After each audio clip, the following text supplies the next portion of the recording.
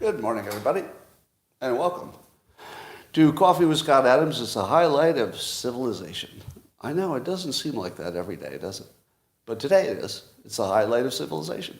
And if you'd like your experience here to get even better, it's hard to believe, but it could actually get a little bit better. All you need is a cup or a mug or a glass, a tankard, chalice or stein, a canteen, jug or flask, a vessel of any kind. Thank you, Paul. There, it's better with a microphone, isn't it? Everything's better with sound. Well, join me now for the unparalleled pleasure, the dopamine hit of the day, the thing that makes everything better. It's called the simultaneous sip. Good save by Paul on the local community, where we are all supportive of each other. It's a wonderful place. Be they white or black, male or female, LGBTQ or whatever's not that, all working together over at the locals subscription site. But let's talk about the news. Anybody watch SNL last night? Anybody? I hear I was on it. So I finally made it to SNL. Yeah, it was a dream of mine. Well, it wasn't, exactly the way I imagined it, but hey, I was on SNL and probably you weren't. So I got that going for me. Anyway, there's somebody who's tweeting for the government's National Park Service that apparently has a sense of humor. And so a number of the tweets from the National Park Service have been funny, but here's my favorite. If you come across a bear, never push a slower friend down, even if you feel the friendship has run its course.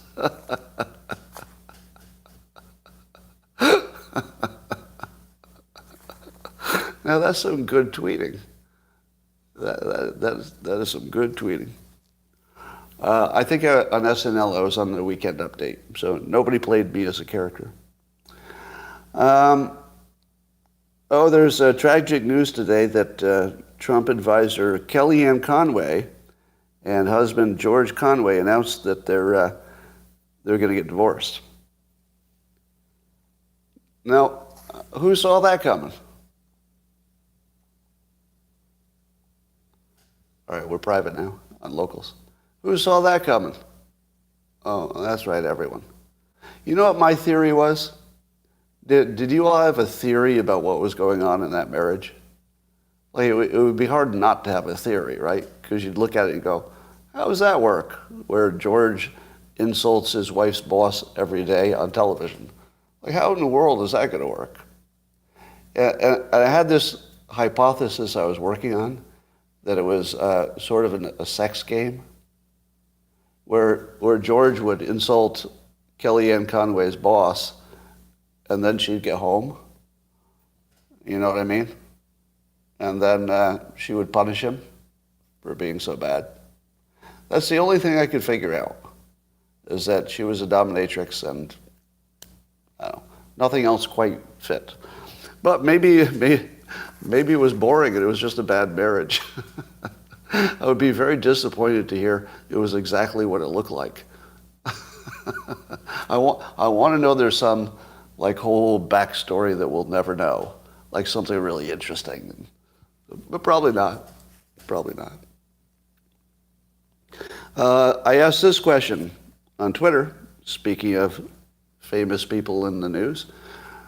If you see a news story about any political story that you haven't heard before, or something a famous person did, what percentage of the time is it true and in context, so that you actually see the accurate picture? It's close to never. Now, the funny thing is that because of Gelman amnesia, it's called, there's a Gelman, I never know how to pronounce his name, but it's either Gelman, it starts with a G, or Gelman. I always say Gel. I think that's it. But Gelman amnesia, I've talked about it before, it's where there's something you know about personally. Let's say you're an expert in a field, and you see a news story about it, and you know that that's wrong, that news story, because you're the expert. But the very next story you read, you think is probably true. And you notice that all the ones where you know a lot about the story without the news itself, you know the news is wrong. But all the ones where you don't have any expertise or special vision, you think, well, that's probably right. And the funny thing is, especially in my case, because as a public figure, there are thousands of articles get written about me over the course of my career, and I get to see how accurate they are. And so time after time, a story about me is inaccurate in really basic ways. I mean, in this last week, the news reported that I was far right, and also another major news reported I was a Democrat. At the same week. We're talking about major news entities here, not small outlets or anything. So, how accurate do you think is any news you have about the Conways, George and Kellyanne? Not. Probably there's some story there that you've never heard, and that's the thing that explains it all. Just don't know what that would be. All right, I saw this fascinating tweet from Brian Romelli on Twitter, a great person to follow. Amazing tweets about all kinds of stuff. But anyway, his last name is spelled Roemmele, Brian. If you search for that, he'll pop up. Anyway, he had a tweet that there was some group of early humans, not as in prehistoric, but I guess at least let's see, what would be the way to say it? Maybe around the time of the pyramids or something like that, but not prehistoric. And this group was the Waras, W-A-R-A-S. Now, I Googled it, and I couldn't find it. So I think this is true. Ancient? Oh, you'd say ancient? That would be good. Ancient peoples. And they had genetically elongated skulls and were direct ancestors of the Inca elite. And they're the creators of the Andes megalithic constructions in the Lunar Andina dynasty, pre- and post-Diluvian. But if you saw the picture, they're not cone heads because the cone doesn't go straight up. It's sort of like from the jaw, sort of more back. But it's like this tall. It's like this giant elongated thing. And I look at that and I think, well, at first I think aliens, right? The first thing I think is aliens. But the second thing I think is, what if the reason that they could build pyramids and megalithic structures, but nobody knows how to do it now, with the tools they have, nobody knows how to do it. What if they were just smarter? What if there were some ancient people who didn't have technology because it hadn't been invented, but they just had huge brains and they were just like insanely smart? That's totally possible, isn't it? You wouldn't see their technology or anything because it wasn't long enough that they survived, probably, that they could build, silicon chips and stuff like that. I don't think it was from head binding. I think it was genetic, but I don't know. Maybe not, huh? Maybe it wasn't. Yeah, you think maybe it's Atlantis or they mated with aliens or something. But I like to just think that there were people with super big heads that were just super smart. And they did all the stuff we can't figure out today. That's my theory. I'm going to stick with it.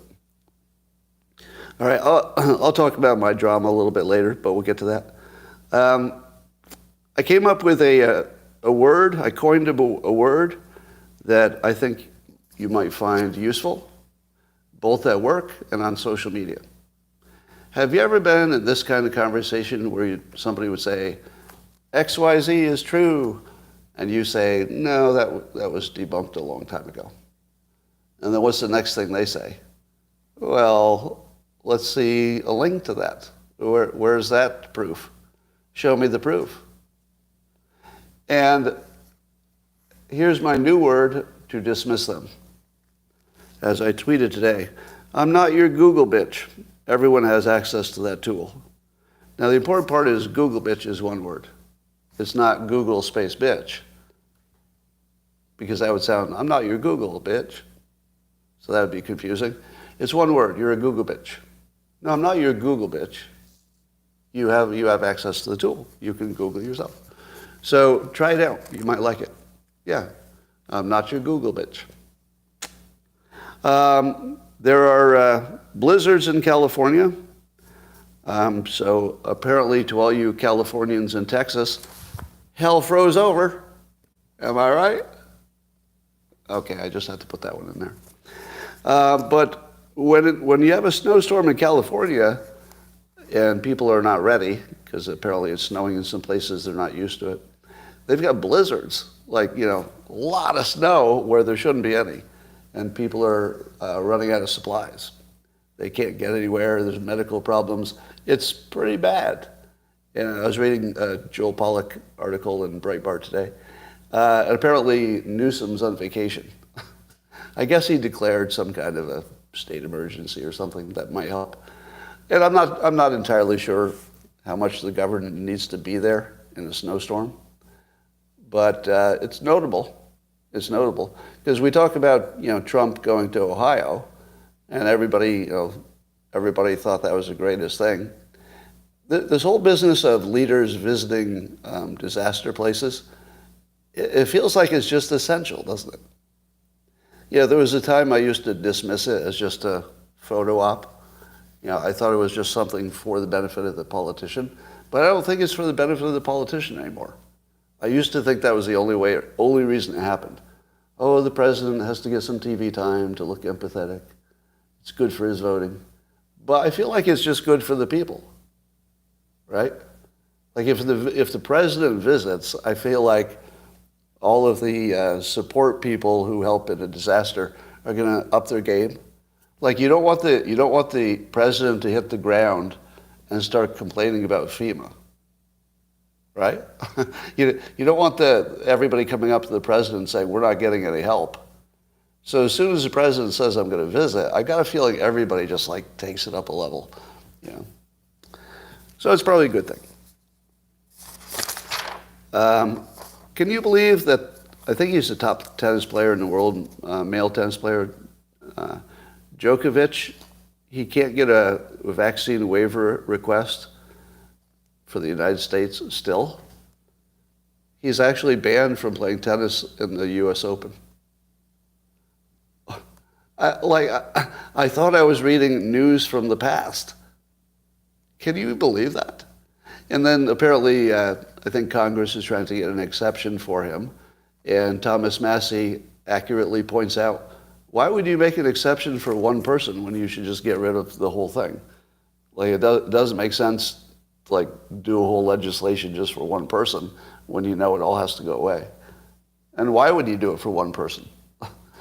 If it's a good idea, why would you make an exception? So, you don't want to make that kind of exception in a pandemic. Yeah, just get rid of it. It really destroys credibility in the government at this point. The government is not making itself look good by keeping this on.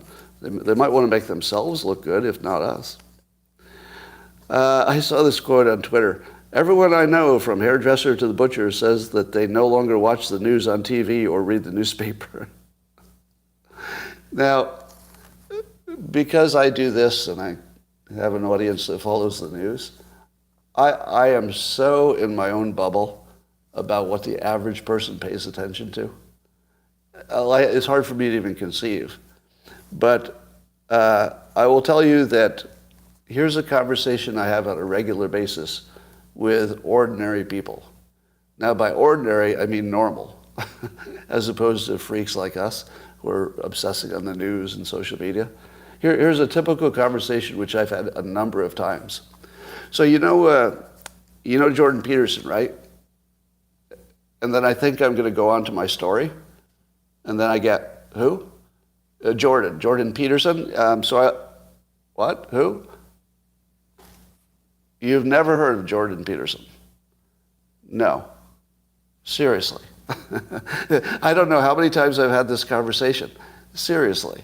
You're a living human being in the world, and you've never heard of Jordan Peterson?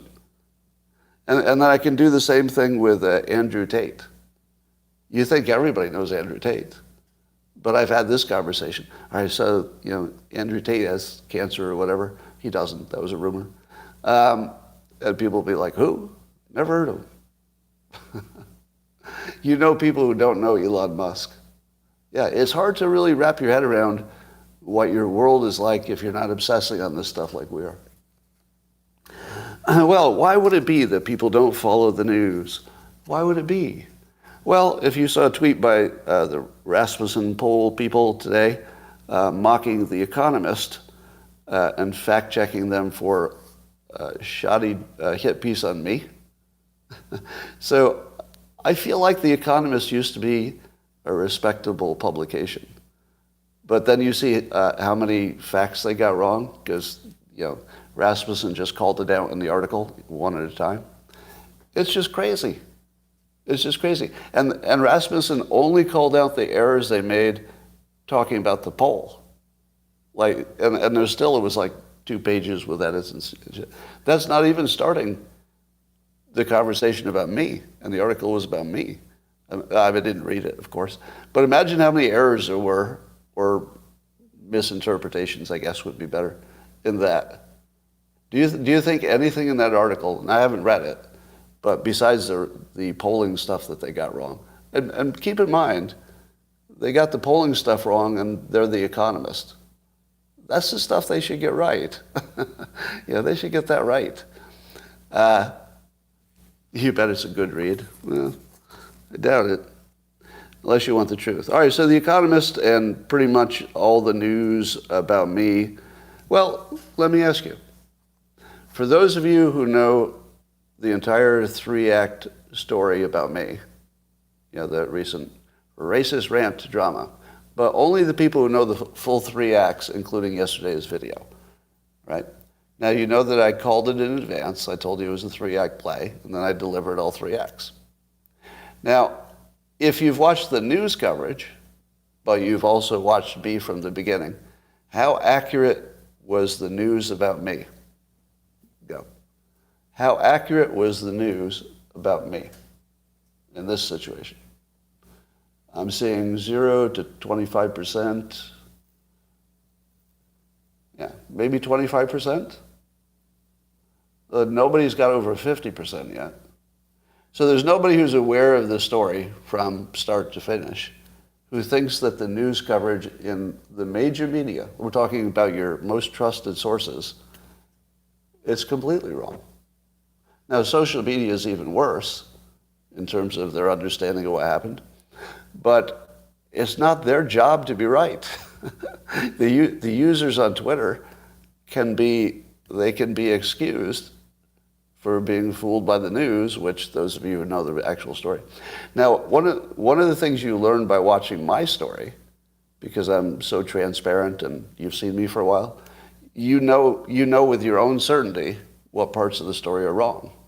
Because you've seen me, you saw what they said, you can compare them. It's pretty easy. So you should take that with you to every other story about anybody who's a public figure. They're pretty much all wrong.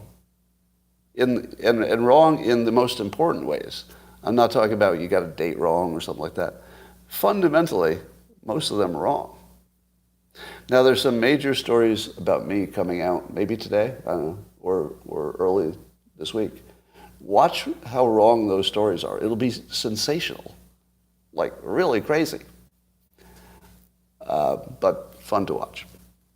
So this could be one reason that people don't watch the news is they don't think it's real. And I also think that the reason that black Americans were way more likely to say, well, hold on, let's see what he's saying, instead of jumping to a conclusion. Black America came out really well in this, by the way. There's a lot of surprises, I guess. But one of them is black Americans didn't trust the news.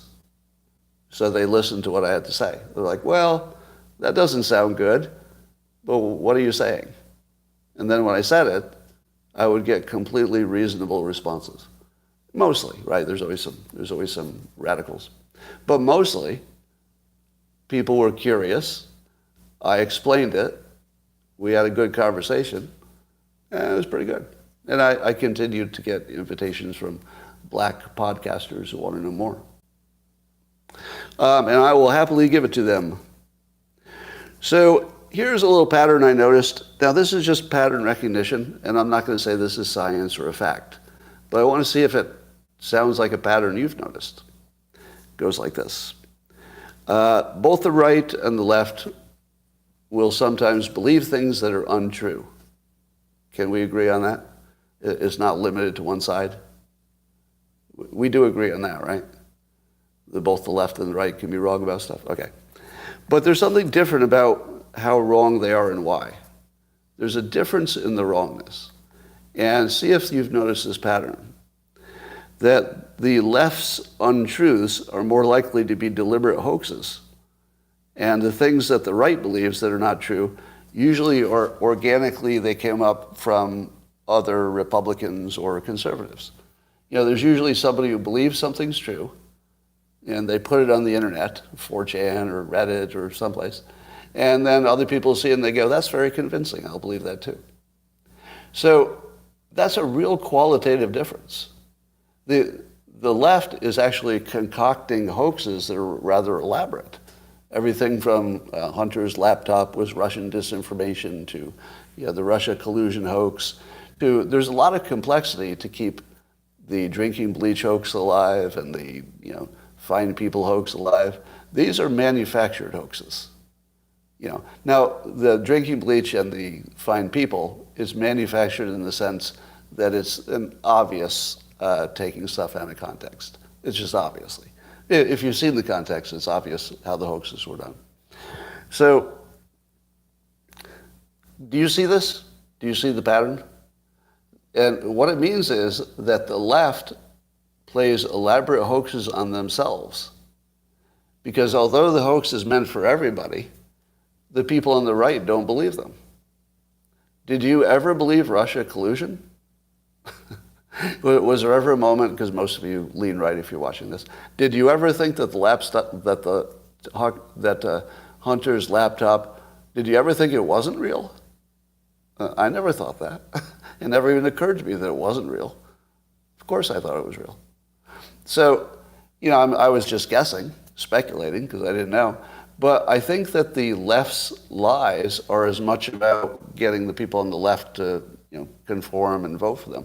Because I just don't see many people on the right believing them. So here's a summary. When the people on the right buy into some theory that isn't true, they're at least being honest. Like, nobody lied. Nobody lied. They just were trying to figure something out. Maybe they got it wrong. But on the left, somebody intentionally got a bunch of people together, or they just knew what to do, and they said, we're going to lie. That's not the same. That is not the same at all. Now, I know somebody, if there were more people on the left here, they'd say, what about those emails at Fox News? To which I say, I saw those, and all I saw was that the hosts respected their audience and wanted to give them topics that the audience wanted to hear. That's all I heard. I didn't hear any kind of immoral or unethical anything. It looked like they were just trying to figure out what the audience wanted to hear, which is part of the job. All right, how many of you who are watching saw what I call the Grand Reframe, which was the third act reveal for what started as the racist rant? And I got a really good response to that, really good response. Because the reason I call it the Grand Reframe is that it's the one that fixes everything. At least everything with everything related to race relations, which are we're being driven apart by the media narrative. So here's the summary of it. If you didn't see it, if you want to see it with pictures and larger explanation, I recommend it. It goes like this. In Act 1, I did my racist rant, which, as all observers said, Scott, you had to know when you did that it was going to cause trouble. To which I say, that's why I did it. Of course I had to know. I didn't know it would be this much trouble. I mean, I certainly didn't plan to get canceled worldwide in Dilbert, which had nothing to do with this. I thought my risk was more like YouTube would cancel me. Right? I thought it was like, it'd be, oh, YouTube bans you, so I'll just go over to Rumble. Like, I thought my worst case scenario was, well, I'll just do my videos on locals and then Rumble instead of YouTube. No biggie. But what happened was that it turned into a political thing instead of a race thing. If it had stayed within my audience, you all know my pattern by now. I get you all worked up on something, and then we try to work on it. It's kind of a thing I do. So if it stayed there, it wouldn't have been anything. It would have been a provocative thing that once I explained it, you'd say, oh, I see what you're doing. But once it became gigantic, the reason it went from like a minor kerfluffle to national news is because it's political. And in the end, this pattern was not obvious at first. In the end, it was just white Democrats that canceled me. Do you know why I say that no black Democrats canceled me? Do you know why? They don't own anything. Now, that's an exaggeration, obviously, right? They do own things. But in terms of the major newspapers, et cetera, mostly a bunch of white people, so a bunch of Democrats. So a bunch of white Democrats canceled me. Black Americans mostly said, as I said, hey, there's a topic I want to hear more about. And then in the second act is all the cancellations and the reaction. So if this were a movie, it would be the string of cancellations and all the kerfluffle about that. And then if it's a movie, and by the way, I called out all three acts before we, right at the beginning. The third act is where the protagonist of the movie is in such deep trouble that there's no way to survive. And that's what the cancellations were. So the Grand Reframe is the plot reveal where you find out what this was all about. And you find out if it was worth it. So basically the hill I decided to die on is that we have to reject let's say the elite media brainwashing that our biggest variable in 2023 is racial division. The only reason we think it's our biggest variable is because they keep telling us that. Now, I don't mean that the elites got in a room and they had a meeting. I mean that when you follow the money, it's always predictable. And the people who are elite, the rich ones, the last thing they want is for poor people of all colors to get together and say, you know what? We poor people have a lot in common. So maybe we should change things. And then rich people would get to keep less of their stuff. But if the rich can keep you fighting over race, then you think that's the problem, and you don't come for my money. So as a rich white guy, it would be in my best interest to keep the racial division high. But instead, I'm going to try to take it out. I'm going to try to kneecap it. And here's the high ground maneuver, which I talk about all the time, persuasion-wise. It's in the reframe. And the reframe is this, that systemic racism is real. And by the way, any Republican who says that's not real, nobody will take you seriously when you say that. It's not a good persuasion strategy. You should say it's real, and it fits the form of, specifically, education is bad for black people more than other people by percentage, because they're in a deeper hole. So the reframe is to get away from arguing about race and working on personal success strategies. Because it's my observation that, let me do this based on a comic that somebody sent. I don't know if you saw it. It was a comic about, there were two kids. They looked like maybe 10 years old. And there was a white one and a black one. Somebody sent this to me to make a point today, but it made opposite point than they thought. And the point was, you see the white kid standing on the shoulders of the black one to get up on some ledge. And then once the white one's up there, the black guy says, all right, now give me a hand and help me up on this ledge. And then the white guy says, well, that would be reverse racism. Now, The comic was supposed to show me, about racism in America. But that wasn't the point I got. The point I got is that whoever made that comic had been poisoned. Because the two kids in that comic should have been working with each other if they were both poor. So it should have been that the two of them would know to work with each other. Why did they not work with each other? Because remember, these were two kids in the modern time. Why would these two modern kids, a black and a white, not work with each other? And the reason is they've been taught not to, largely. And secondly, they should both get together and work on their personal success skills, specifically. Now, what would happen if the black kid in that comic and the white kid in that comic said, hey, you know what would really be good? If we learned techniques for success, which are learnable. They're very easy to learn. And then they go out and they get a bunch of success things. They do well in school. And then they both graduate. And they go work for a big corporation. Which one can't be promoted because of ESG? Yeah, the white kid can't even get promoted. So if the black kid and the white kid work together to increase their personal success skills, and they both got corporate jobs, the ESG program, which is trying to improve diversity within corporations, would largely guarantee that the black kid got the promotion before the white kid. Right? Lyle, do you disagree? Lyle, do you disagree with that? That two equally qualified candidates, the point of ESG is to promote the black kid in that situation. That's the whole point of it. That's why ESG exists. It wouldn't exist except to do that very thing. There's no other, there's an environmental part, but there's also the social and governance part, the diversity part. Yeah. So even that comic, which was trying to mock me, was just a victim of the narrative. It was a black kid and a white kid who absolutely should have been on the same side if they wanted to maximize their benefit. And it would maximize the black kid's benefit more than the white kid in that case.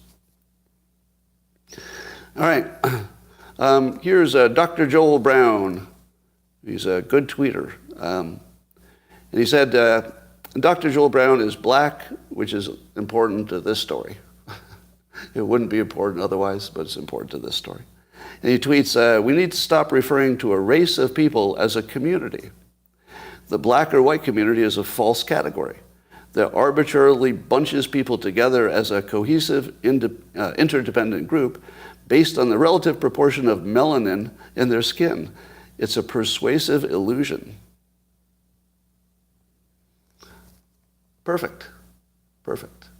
Well, what is the one thing that when I talk to any, let's say, black podcaster or just anybody on social media who's black, one of the main things that I hear back is, don't think that black people are a monolith.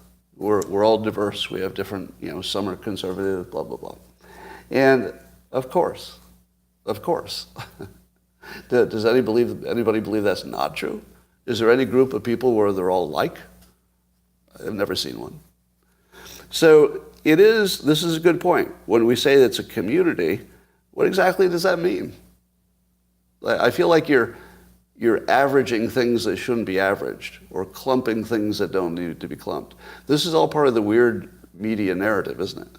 We're being forced to call them communities, and they call each other communities. But it's just the wrong way to sort things if you want to fix anything. Well, even Joe Manchin, he's a right-leaning Democrat, but he's saying ESG will ruin the economy. Now, he's a coal guy and a carbon guy, so he doesn't like the environmental part. But any kind of an outside force that puts a drag on a company could be horrible for the economy, and I think it is. So we may be seeing a turn on ESG, maybe. So remember I told you it's hard to know what's true when you talk about public figures. Do you remember Keith Reniere was the head of Nexium, that so-called sex cult?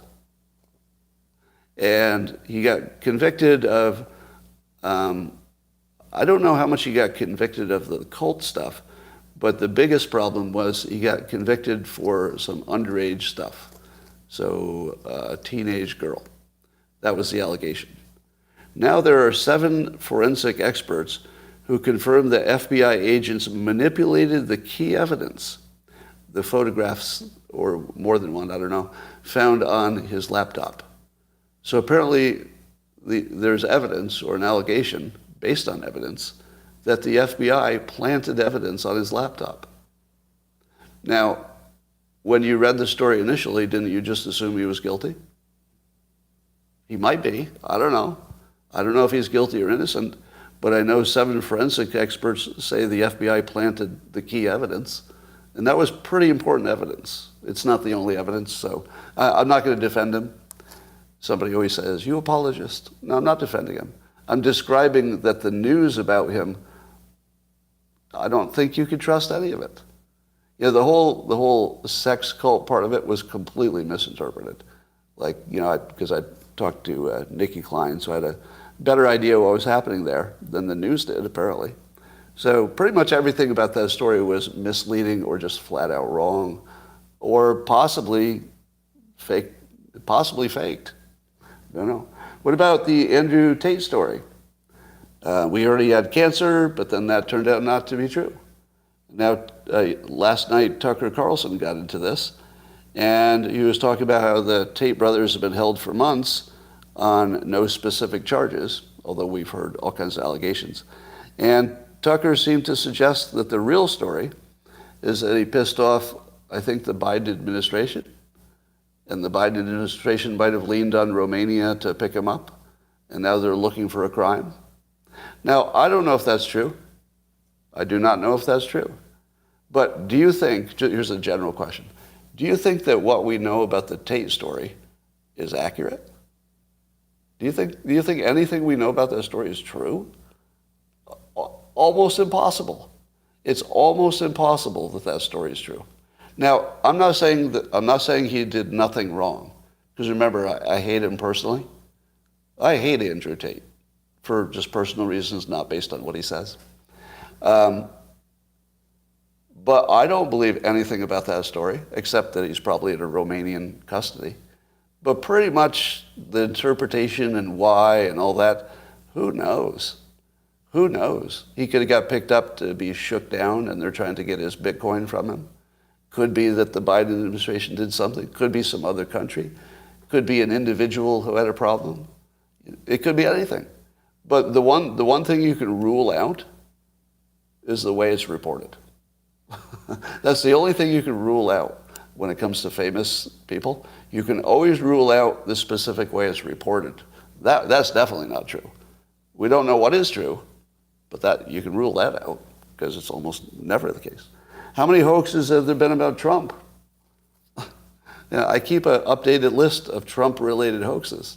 News about Trump, the odds of it being true are very low, very low. Sometimes when it's positive and sometimes when it's negative. It's still a very small chance it's true or in context. All right, here's something that not everybody knows. Did you know that if you take a video clip that says the sky is blue, that you can remove parts of it until it looks like it said the sky is red? Now, your common sense says, no, you can't do that by subtraction. You can't change the whole meaning of a video just by reducing its length, taking off some from the beginning of or the end. But here are 3 examples where exactly that happened. The Covington kids hoax was they didn't alter the video, they just clipped off the part that would have told you the context. Injecting disinfectant hoax, same thing, they just clipped off the context. Overfeeding koi fish in Japan, same thing, they cut off the context. Fine people hoax, same thing, they cut off his clarification, and then it looked like he didn't want to clarify.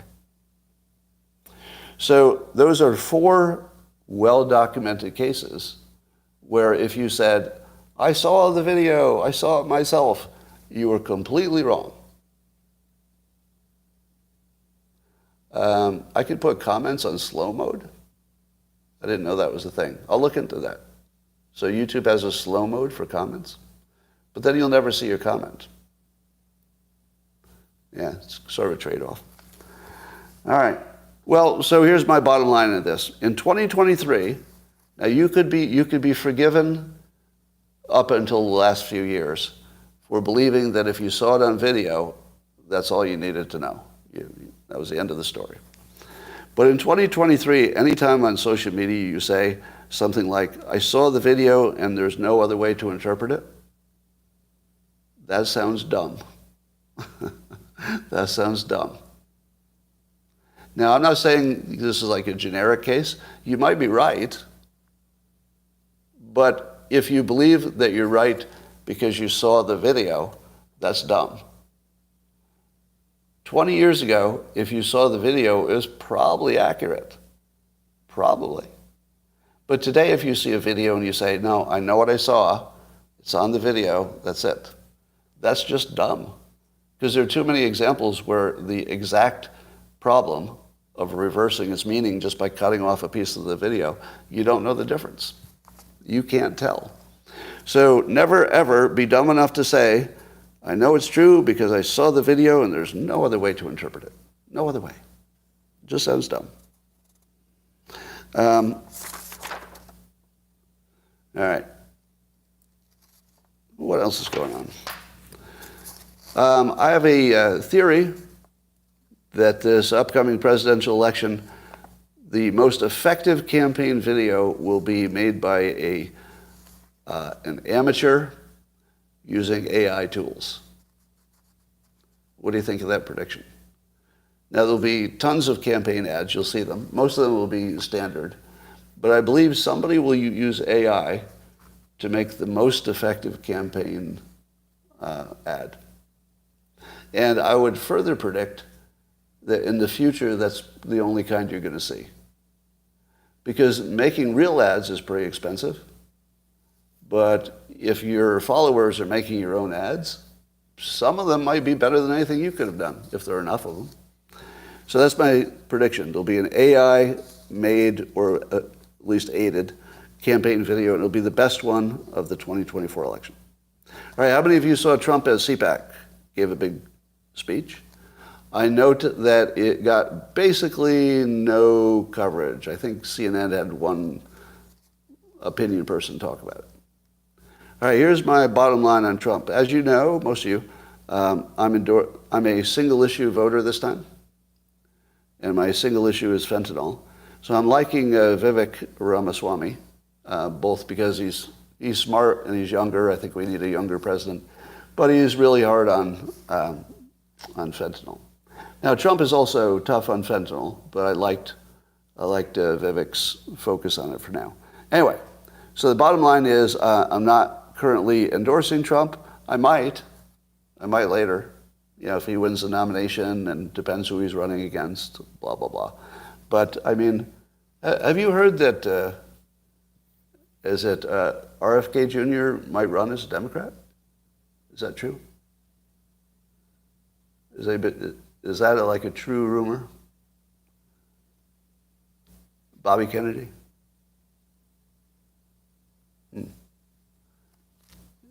Which Kennedy is it? It's RFK Jr., right? Wouldn't that be interesting? Yeah, wouldn't that be interesting? Because RFK Jr. has a real good reputation on the right because of his pandemic opinions. I don't know. It would be an interesting race. I think I want it to happen. Only because if the Republican loses, you want your best choice on the other side. He might be a really good choice for a Democrat. If you had to lose to a Democrat, wouldn't you prefer to lose to him? I don't know. Good, because his other opinions seem strong enough that they seem to be based on, what makes sense, not on politics. All right. Trump's Trump came out to the speech with a video package. So, they do the inspirational video thing before he comes up. Best one you'll ever see. The video package that introduced him just made me feel good. Really well done. Probably nobody will make one that good. Right? Then he comes up to speak. Did you see how well he did at that speech? So here's some observations. Number one, his age is not showing, at least in that speech. His age was not showing. And he was funnier than usual because he has more material to work with because he was president. So he does these funny little stories about threatening Putin that he would eliminate Moscow. And then he laughs and he goes, 10% chance. He goes, 10% chance. That's all it took. And he just laughs at the fact that allegedly, you weren't. I don't think these are necessarily literal stories. I think they're sort of conceptually directional stories. I don't know that the details of who said what are accurate. But these little stories that you can't know if they're true or not because they were personal conversations, that's his best work. As long as you're willing to say, all right, I get the idea of what you're saying, but the details I'll accept are hyperbole, and maybe you string some tales together as politicians do, but just the general idea of it is pretty strong in his case. Anyway, so I would say he was hilarious. He didn't look like age was a problem. I still worry about it as time goes by. He hit all the right notes for his base. And I was noting how some things that he's been saying for a long time went from things I thought were a bad idea to now, because the environment's changed, they seem like good ideas. Let me give you an example. I hated that he kept saying criminals were coming across the border, even though some criminals were clearly coming across the border. It's because that he was saying it in a way that made it too easy to make it a racist kind of thing. Now, anybody who heard him talk, if you know how to understand words and sentences, you know that he didn't mean every person coming across the border was a criminal. He was not saying that the babies and the women, all criminals. No. He was just being a little hyperbolic about it so you could fill it in with your own brain. But as unpleasant as I found that when he first brought it up, now when he talks about it, it actually makes sense. Because things are so bad now that MS-13 is coming across. I think is there a verified story of Venezuelan prisons being emptied? Is that a real thing? Because he talked about prisons being emptied. So I think this went from something that sounded like a little too close to a racial comment. I don't think he meant it that way, but it was a little too close in sound. Now it's something most people would agree with. Now we know for sure that, I don't know how many, but way too many people are coming across the border. So that's something that sounded all wrong when he first said it, but now it sounds like what's happening. Too many criminals coming across. Just if for no other reason than the sheer volume would be more criminals. Here's another one that I didn't like: Make America Great Again. It's one of the most successful, slogans of all time. I definitely think that. But I never liked the again part, because it makes it too easy for the other side to say, what do you mean? Back to slavery? But look at it from today's perspective. Make America Great Again. The only way I can hear that is like it was before the pandemic. Right? The word again has now changed meaning from, oh, you mean back in the 50s when we were everybody was a racist? We don't want that. Now again just looks like before the pandemic or before Biden ruined everything according to Republicans.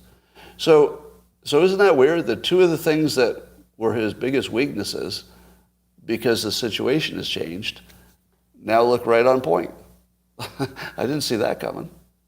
Did not see that coming. All right.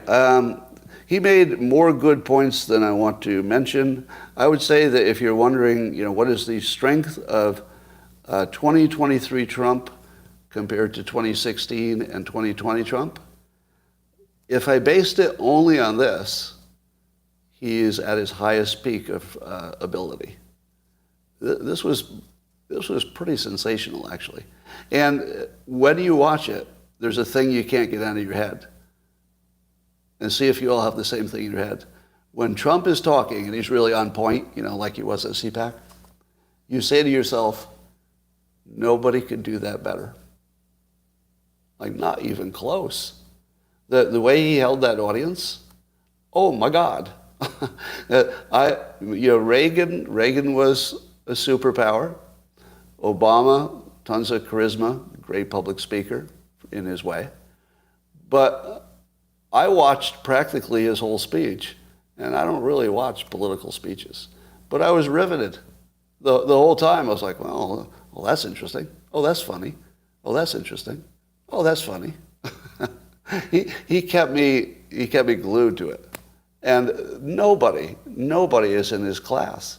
He's absolutely operating alone. And I'll tell you, the problem was that if you'd never heard of Trump, and you watch Vivek Ramaswamy give a talk, because I hadn't watched a lot of Trump the last few years. So I'm watching, Vivek, and I'm saying, oh my God, he's so smart. And he's saying like all the right policies, things I want to hear, and I'm thinking, well, yeah, I want that. And then you hear Trump talk, it's just a whole other level. Yeah. Now, that's not to say that Trump should be president. I'm speaking just about performance, just performance. His performance is unparalleled. There's nobody close. Nobody's in his class. As soon as you say, but DeSantis gives a good speech, DeSantis would disappear if he stood next to Trump. He would just disappear. You would forget his name. Like, I guess I forgot how good he was. But then he has more material to work from. But the major news seems to be completely trying to hide him. So he's getting no press whatsoever. And I wonder if he can perform if his only press is like this on podcasts and stuff. And maybe podcasts are the news now. Now, one thing that I bristled at is that he once again hit that the 2020 election he really won. And for the longest time, I've been saying that is just bad strategy. Just bad strategy. Forget about whether you won or not, right? We're not going to settle that. But it's just bad strategy to be looking backwards. Like, nobody wants to hear it at this point. And then I thought of this. The entire Democrat idea for January 6th, when they were trying to go after Trump, the idea of it was he always knew he was lying, and he always knew the election was fair. One way he can make that look ridiculous is by continuing to say it when it's no benefit to him whatsoever, because I think it's hurting him more than it's helping him. But at the same time, I think to myself when I hear it, I think, you know what? I feel like you wouldn't be on it this long unless you believed it. I can't read his mind, right? So I'm not saying I know what he's thinking. I'm saying that my impression of it is that the longer he keeps on this what seems like a losing path, the more I think he must believe it. And if he believes it, it wasn't an insurrection. It was exactly what you thought it was, trying to stop one. Meaning he actually thought the election was sketchy, and he actually thought that if you just delayed it a little bit, that it would come out. You'd be able to check, or it'd be obvious somehow. Now, I think he was wrong about all those things. So far, I haven't seen any evidence that I consider credible that there was anything wrong with the election that would change the outcome. There could be. Remember, I always say these things are not fully auditable. They're not really designed to be fully auditable. So you can't know. But I don't have any any information that was fixed either. So there's a thing I do with all of my opinions, which I don't think you've noticed the pattern, so I'll point it out. If something can't be solved, and there are lots of stuff like that, I default to the best system. So the goal would be to get the right answer, that everybody agrees with. But sometimes you can't do that. Take abortion, for example. You're never going to get agreement. So I default to a system that keeps everything running when we don't agree. So with abortion, I say, don't listen to me. The best system, since it's life and death and we'll never agree, the best system is that whatever women want by a majority is what the law is.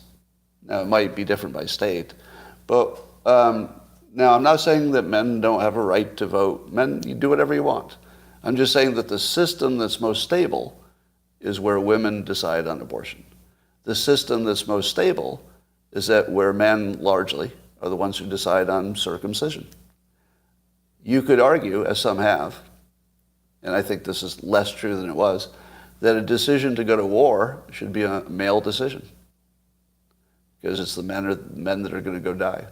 But you could argue that because they're mothers and women are in the military and blah, blah, blah, so it's a little less clean.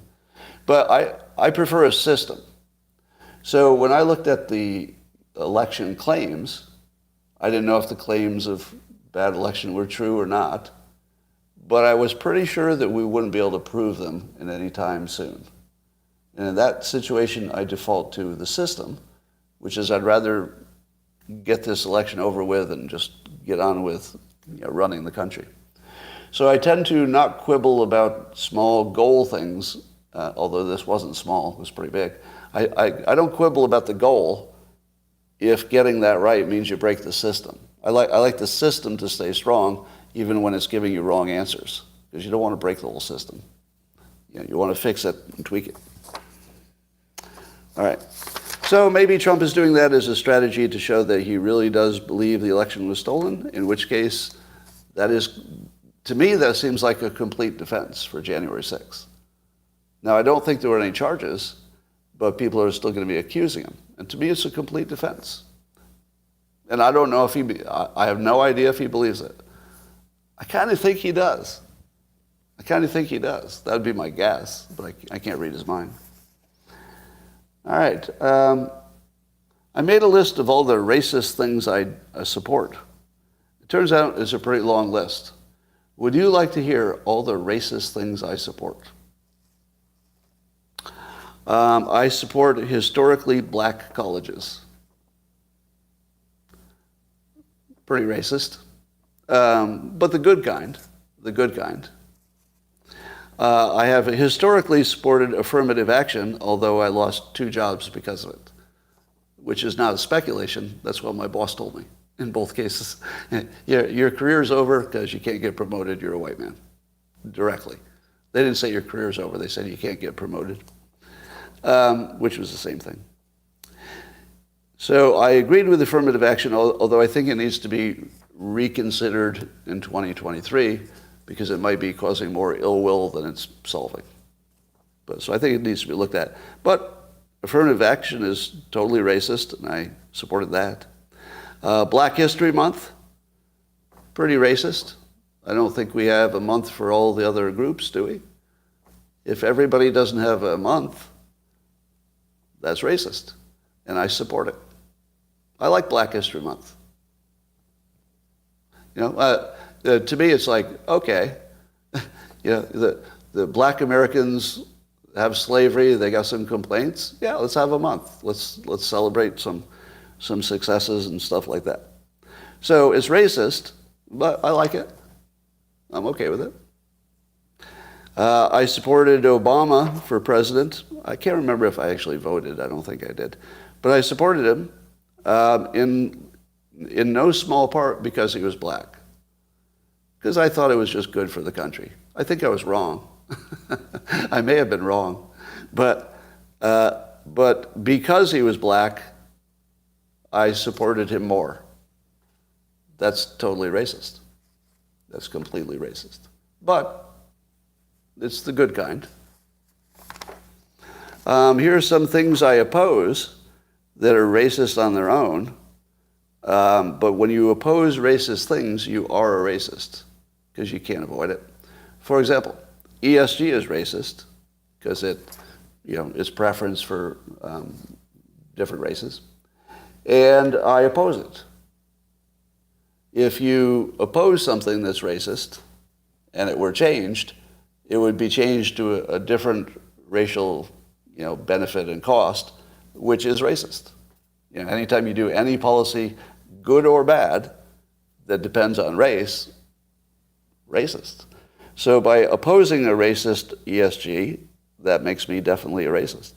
I oppose CRT and DEI for the same reasons. Those things at least imply or sort of nudge you toward racial preferences, and I oppose that. I oppose racial preferences in this context, which is racist. That is racist to oppose racist things, because reversing them would just move the racial balance a different way. Whichever way you move it is racist. It's just sometimes you like it and sometimes you don't. But very racist.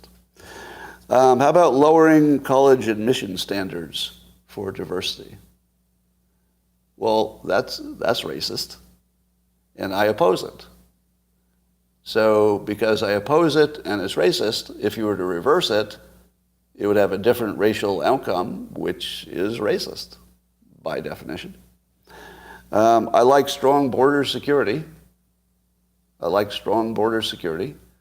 Which keeps out almost entirely non-white people, which is racist. It's racist as an outcome, but it's the good kind. It's the good kind, because countries need borders. It's not my fault that the people on the other side don't look exactly like me, but if it was a bunch of Brits, I'd still want to close the border. Do you think if Great Britain was our southern border, we're going to let them all come in and just do whatever they want? Like, we like Great Britain, but you still got to go through the border checkpoint. Like, that's not negotiable. I'm sorry, that's not negotiable. I think that some of the people who cross our border illegally are criminals. I've been told that's racist. I don't think they're all criminals, but I've been told if you say any of them are criminals, that's bad. And so there are quite a few racist things I do. I didn't realize there were so many of them. But there you go. All right. Here is a hoax. Let's just call it a reading tip. I did not think it would be necessary to give a reading tip to adults, but here it is. If you were to read this sentence, many Elbonians drink too much, is that racist? Many Elbonians drink too much. No, because you could say that about every group, couldn't you? Right? It's hard to think of any group that doesn't drink too much. I mean, there might be a few. Mormons, maybe, that's about it. But you wouldn't say that. You would just say, oh, if somebody said to me, many Elbonians drink too much, I would think they're trying to help. Wouldn't you? That sounds like good intentions. Oh, maybe we need to do something about this. Many Elbonians drink too much. So if you see many Elbonians drink too much, somebody might be trying to inform you. So it might be, I'd like you to know this. But suppose you read this sentence, Elbonians drink too much. Just that. Elbonians drink too much. What do you think of that? What's the interpretation? Racist? Right. All Elbonians drink too much. So here's the reading tip. The way you should interpret Elbonians drink too much, if some individual tweets it, you should interpret that as too many Elbonians drink too much. And too many would be subjective, right? It's because it's unhealthy. You don't want, if one Elbonian drank too much, that'd be too much, because you'd like that Elbonian to be healthier. So here's the two interpretations of Elbonians drink too much. Either it's a shorthand for there are a lot of them, which would not be racist, or somebody is trying to trigger you. They're intentionally trying to trigger you. That's the other possibility. Can you tell the difference? But the interpretation that's never correct, well, it could be. But the interpretation I wouldn't believe is that the person who said it really meant that all Albanians drink too much. So the most ridiculous interpretation is that the person who said it actually meant all Albanians. That's really never the case. That's really never the case. There's nobody who thinks that all members of a group do the same thing. Nobody thinks that all black people play basketball. Nobody thinks that all white people like cheese, right? Just to pick two weird stereotypes. Right? Literally nobody. You could go to a crowd of 1,000 people and say, all right, question. Do you think that all Irish like potatoes? Nobody would say yes. Like, not literally. Nobody. So if you read anything about, let's say, black Americans do X, nobody believes that's all black people. Nobody believes that. So if you interpret it that way, that's kind of on you. But it's possible somebody was trying to trigger you by fooling you into thinking that they meant all. Like if somebody said you should move away from black people. Do you think that would mean everybody should move away from all black people? Who would ever say that? Like, does that sound like a real thing anybody would say and actually mean it literally? No. It's either somebody means in some occasions, sometimes, or some situations, or somebody's trying to trigger you because they know you'll interpret it as all. That's the interpretation. It either is a shorthand for, a lot of them or too many or a lot, or it's just a way to trigger you. But the wrong interpretation is that the person means everybody. And on social media, they always go for the wrong interpretation. It seems like. Again, here I'm saying always, but I don't mean always, do I? Right? I even said the word always. But you should interpret that as not always, right? If you interpret it to be saying it always goes that way on social media, an adult should take the always right out of their head and say nobody means always. Always is hyperbole, right? So it's either hyperbole or just a shorthand. There might be some exceptions, but it's so rare. I've never seen one. Never seen one. I saw Elon Musk commenting because somebody said that there was something that was distributed evenly by zip codes, some human characteristic or something, but evenly by zip codes. And I guess Elon couldn't handle it. It's like, the only thing that's distributed equally by zip codes is the zip code number itself. That's it. There's nothing within zip codes that are distributed evenly among zip codes. And I thought, yeah, he's right. That's funny. All right, ladies and gentlemen. That's what I wanted to say for today. If you haven't seen my big reveal from yesterday, the Grand Reframe, people are loving it, and it's going to change the world. And I'm going to keep plugging on it until everybody sees this frame, and then we'll see what happens. So if I don't get assassinated or totally... if you didn't hear me on Sonny Johnson's radio show on Sirius, it went really well. So I had a great chat with Sonny Johnson. And we had a lot more in common than I was expecting. I wasn't expecting that we would hit it off as well as we did. But she's terrific. The new frame is that it's not about race. It's about the elites are making us think about race so that we don't join together, or at least the low-income people don't join together to change things and vote the same way. You don't want the races to vote the same way, because then the elites will lose everything.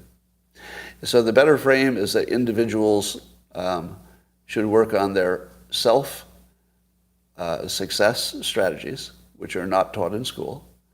And anybody who learns success strategies will succeed. Because success is actually a formula. And all the people who succeed use some version of that formula. All the people who fail, some other version. So I do have a book that's been canceled, but someday you'll see it, sometime this year probably, called Reframe Your Brain. And this reframe isn't in the book because this is political, but the rest of them are reframes that would make you more successful. Stuff like, well, you've heard lots of examples, but it's stuff that works for everybody. It's not, white specific or black specific. It's just human specific.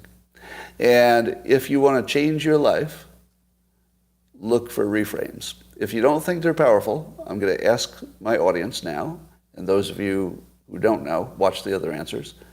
Has anybody who's watched me reframe a topic found a genuine life benefit from it? Not just thinking, but actually what they do is different. Now, the locals people, it's just a string of yeses. The YouTube people, haven't seen as many because I put a lot of them behind the paywall.